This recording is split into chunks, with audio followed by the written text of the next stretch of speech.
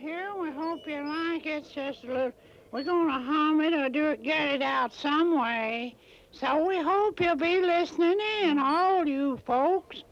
Everyone, we're going to do this for everyone that comes in the theater, and Ruby and Cal, and all, some of our other friends, all our other friends here. So this is little Helen Marvel speaking here from the Birdcage Theater out here on the Ghost Town Road at Possum Trot, California. If you haven't ever been into California or Possum Trot, well, then you got skunked from one end to the other one. Well, I'm gonna get going now, so be listening in now. Here I go.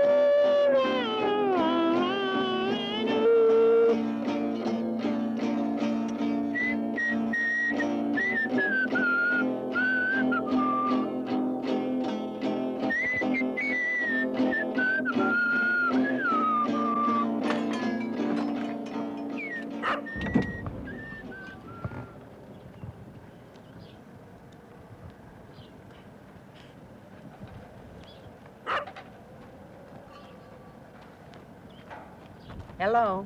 Hello. What is this place? What do you have inside? Have all kind of stuff. Jewelry and rough rocks and postcards and things. Who made all these dolls? My husband carved the dolls. The head and bodies made out of redwood, and their noses, hand, arms, and feet, legs are made out of sugar pine. Do you have more dolls inside? Yeah, I have some inside. Even have one with teeth carved in his mouth. I kept calling me and making me sit down by him here and kept telling me what a wonderful day we had, and we met so many wonderful people. He told me that the windmill will have to tear up so that I can't get unhung, and he said I changed my clothes and be right out, and then he quit talking. And then he come there to the car and said, Ruby, I think I'm dying. Never said another word. When you live your 39 years with somebody, it Just like Mojave gone and they left. But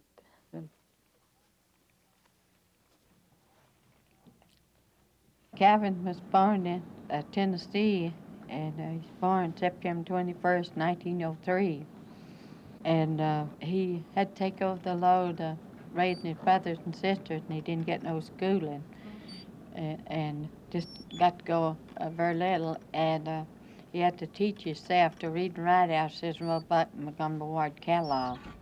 And he'd always wanted to carve us dolls for many years because he liked the Cupid dolls in the carnival. He always said he'd been about to win one.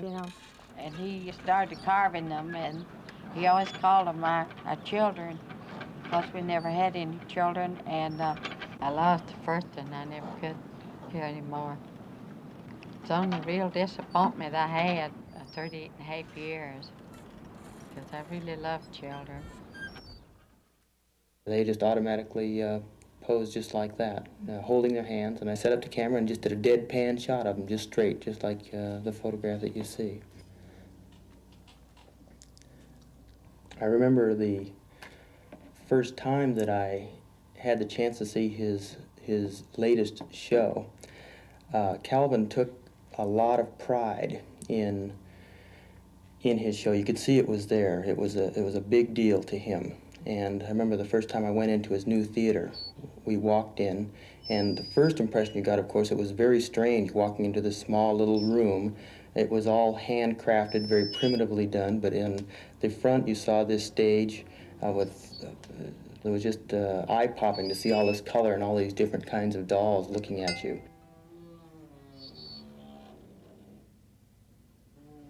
And then you'd sit on this very uncomfortable bench and you'd be upright, sitting like this, watching this thing. And then he would get up in front and he would give a deadpan monologue to kind of get the thing rolling, talk about the show. He'd hem-haw around, and then he'd walk back in back of this little booth on the left-hand side, and you'd see him starting to fumble away with some tapes, and he had rigged up a unique system of various tape recorders that were wired actually to the different dolls. You would see a conversation taking place between Calvin and the doll with the audience, and maybe the doll would introduce a song, and then the song would begin to play, and all of a sudden in the background, Calvin would be strumming away on a guitar. You bring me flowers every week. You bring me roses every week. I was looking around to find a lady could sing a song for me. I wanted her to take one part and me take the other part.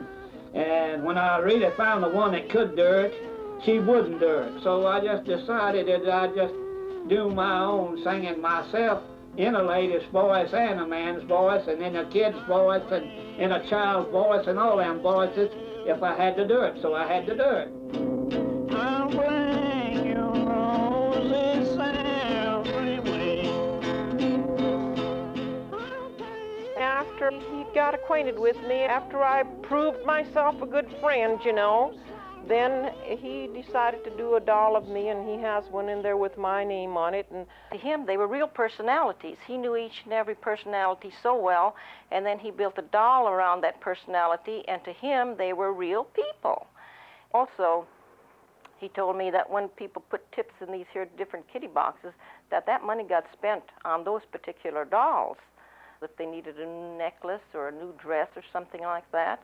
And he put perfume on the dolls as though he felt like they needed to smell nice like people do, and maybe as a special privilege, he'd give each doll a perfume or something. Cal was a lover of the feminine gender.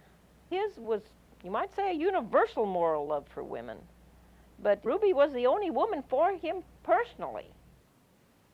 I knew it's a new doll, but I didn't know what their name was going to be. He had me dressed and everything. He didn't tell me, and I looked over there and I seen my name up on her. He bought a little plate, instead of making it like these, he bought a little plate with Ruby on it. Because I should have known. He usually told me before, and he didn't say nothing about her before he carved or nothing. I should have known that something coming up. And even had that blonde wig to put on me before we ever started. I sure shocked them. He'd have the dress before we'd ever start carving the doll, you know.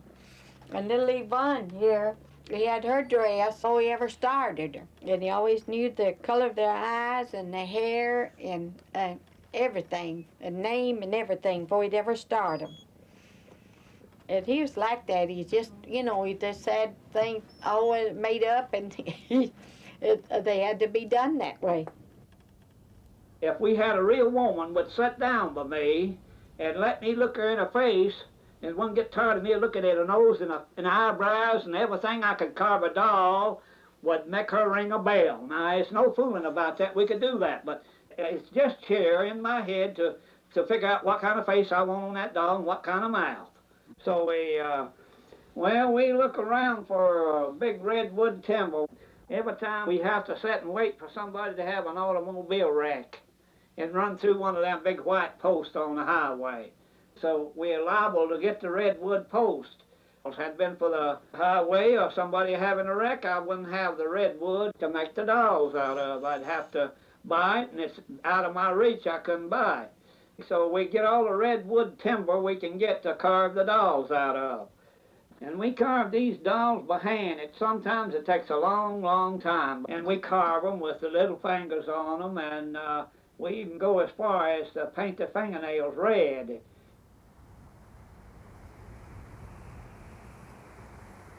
It's hard to make a piece of redwood happy, but, well, put the redwood on the earth. He put me on the earth. We bought this place here. He named Possum Trot. It was out unseen, and his was real bad when we come here. He couldn't walk but a little ways, and he started carving the dolls, and he carved a man and a woman and a dog, because we call ourselves rock hounds when they cut and polish stone. We lived down south of where I'm standing, down there where our first home is. We lived out in the dust, and he put some rocks down and put a piece of metal over it and stuck a stovepipe behind it, and I cooked on that for months. And when the wind blow and the dust, we didn't have no place to get on in the bed and cover our head up. I started in 56 or 57 teaching the preschooler kindergarten down there, a little church. And first girl, one of the first ones in my first class, she's married and got a little boy of her own.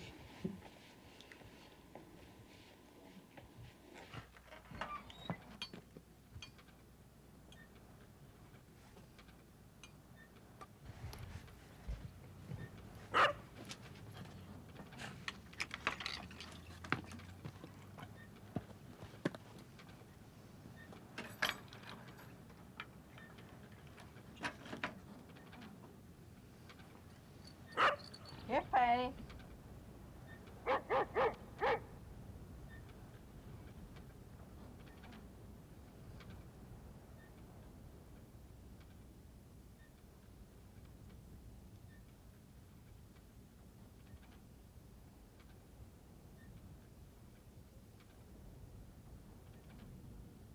It seems as though the world grieved him quite a lot for some reason or other. When he felt hurt all over. But yes, he loved to tell stories, and he loved people, and he was a happy-go-lucky person. He was the most generous, kind-hearted person I have ever met.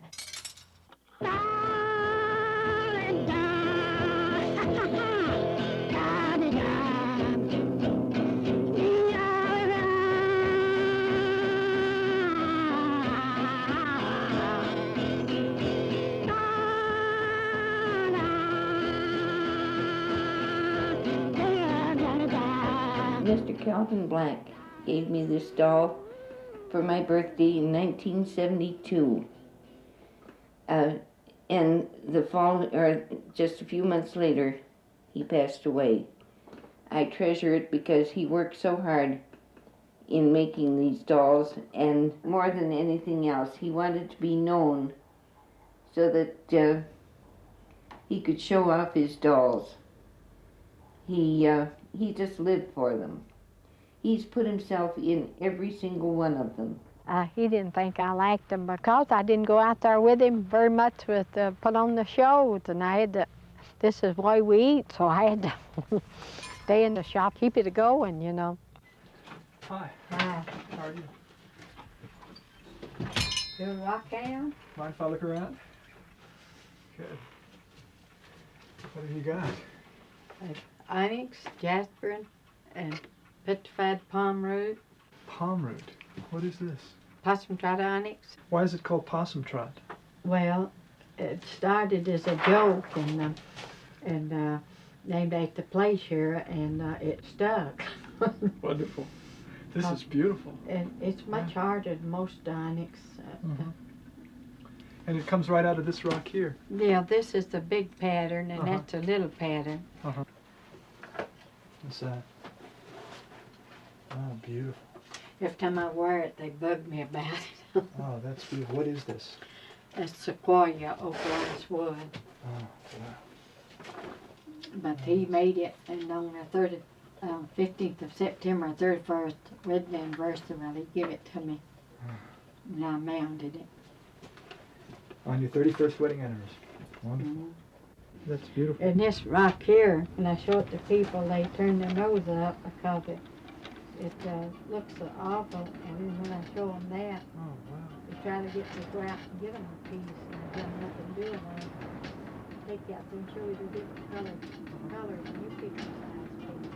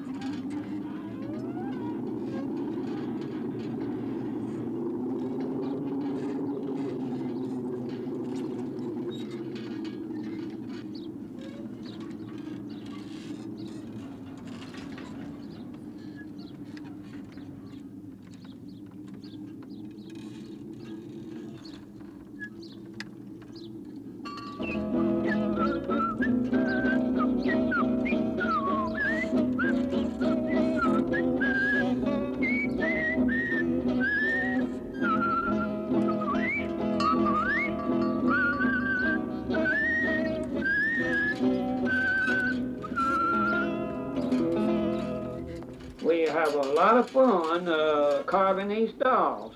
A lot of times I carved these dolls and I couldn't set up good. I had to do something to keep from getting in the bed, so I stayed on a doll as long as I could and laid down and rest.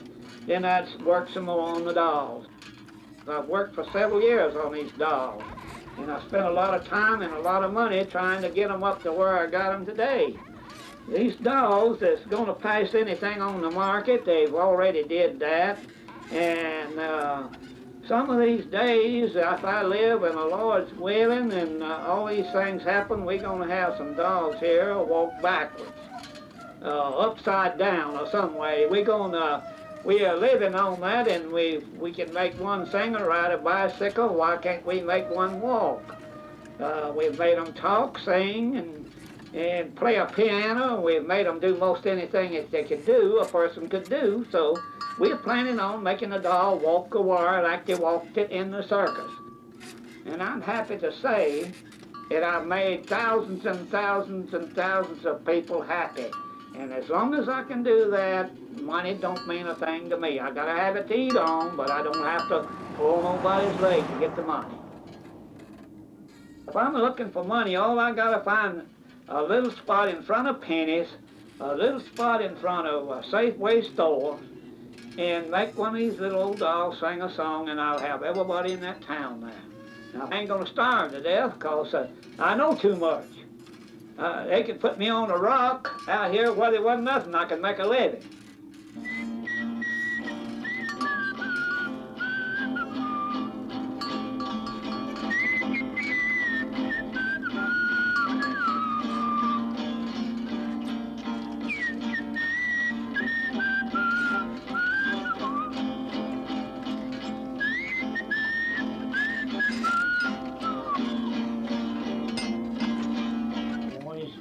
forward to getting something different from what I have.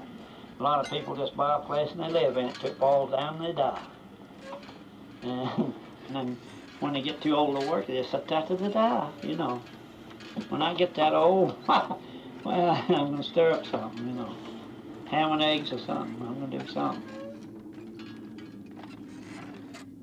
We just keep on making more dolls and more songs, and pretty soon we had to move them, part of them out of the rock shop to a regular theater. So we built a regular theater now for the dolls, and they can run the show by themselves. And we're just going to have a lot of fun entertaining people. All right, if you like beautiful dolls and you're an artist and you enjoy artist work, well, you come in a little gilded bird cage theater and you see a bunch of birds in the gilded cage here. That's what they call us, just a bunch of girls in a gilded bird cage.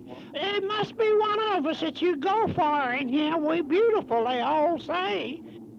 I'm the little ticket seller here. In case you don't know who I am, I'm Baby Tangerine.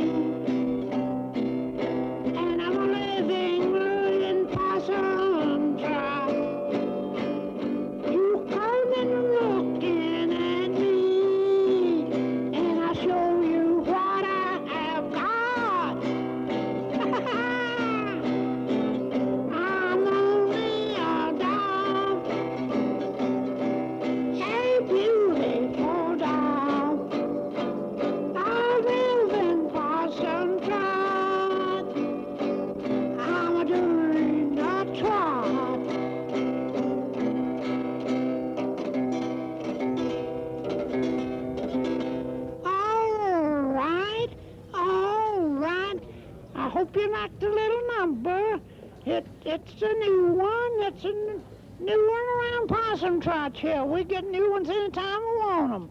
So be listening in now. Yeah, go.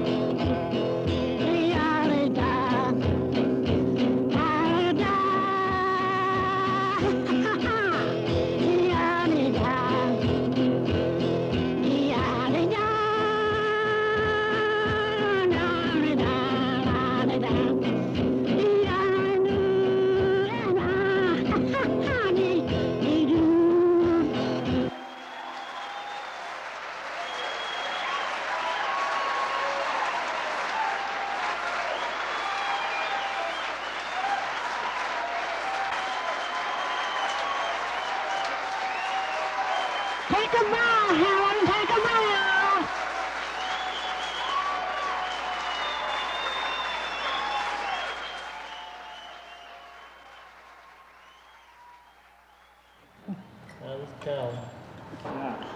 Cal just strove for publicity, and if he put on a show, if they didn't appreciate it enough to suit him, it hurt him just terribly. And when they showed appreciation by writing to him or calling him up or something like that, oh, he was just so proud. He was really working for him. I want all the publicity I can get, where I let them take away some of my stuff that I've done to get the publicity. In other words, I don't want the money, I just want publicity. I feel like he's really here with us.